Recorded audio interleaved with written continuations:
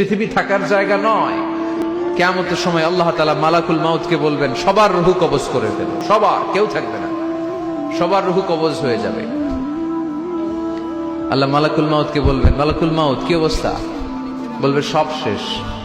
মাইয়াব্বা, কে বাকি?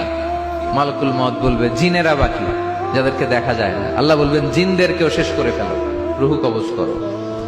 মালাকুল মাউত আজরাইল জিনদের রূহ কবজ করবে। আল্লাহ এবার জিজ্ঞেস করবে, ইয়া মালাকাল মাউত আখবিরনি মাইয়াব্বা, এবার বলো আর কে বাকি? মালাকুল মাউত বলবে, আল্লাহ মানুষগুলো সব শেষ, জিনগুলাও শেষ, এবার বাকি ইবলিশ শয়তান, ইবলিশরেও শেষ করো, ইবলিশও শেষ। আল্লাহ আবার জিজ্ঞেস করবেন, ইয়া মালাকাল মাউতি মাইয়াব্বা, আর কে বেঁচে আছে বলো? মালাকুল মাউত বলবে, আল্লাহ আপনার কথা অনুযায়ী পৃথিবীর সব মানুষের রূহ কবজ করলাম, সব জিনদের রূহ কবজ করলাম, ইবলিসের রূহ কবজ করলাম, এখন আছে শুধু ফেরেশতারা। আছে কারা? যাও ফেরেশতাদের রূহ কবজ করো, ফেরেশতাদের রূহ কবজ হয়ে যাবে। এবার আল্লাহ জিজ্ঞেস করবেন, ইয়া মালাকাল মাউত আখবিরনি মাইয়াব্বা।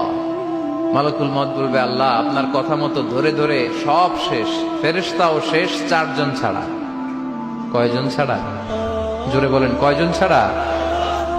ইসরাফিল, জিব্রাইল, মিকাইল, আজরাইল। আল্লাহ এই 4 জন আমরা বাকি। আল্লাহ বলবে, যাও ইযহাব ইনতালিক ইলা জিবরিল ওয়াকবাদ রূহা, জিব্রাইলের রূহ কবজ করো।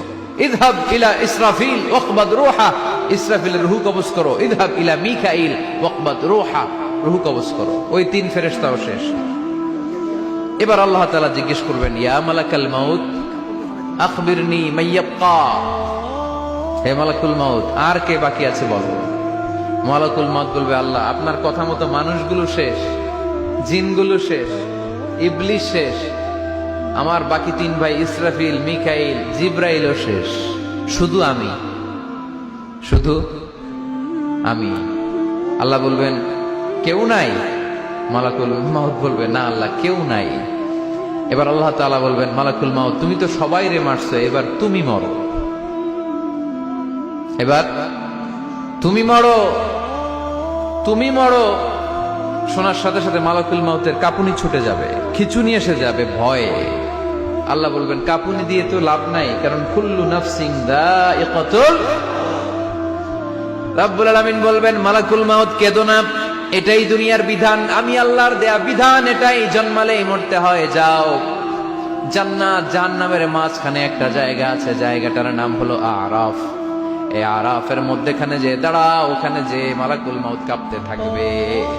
মালাকুল মাউত বলবে, আল্লাহ সৃষ্টি শুরুতে যদি জানতাম, সৃষ্টি শুরুতে যদি জানতাম সবাইকে মৃত্যুদান করার পরে, রূহ কবজ করার পরে আমাকেও মরতে হবে, তাহলে এই কঠিন দায়িত্বের ব্যাপারে আপনার কাছে ক্ষমা চাইতাম।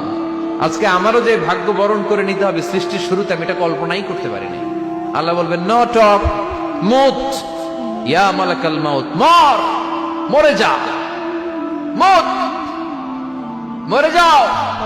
বলার সাথে সাথে মালাকুল মাউত এক বিকট চিৎকার হাঁকিয়ে মরে যাবে।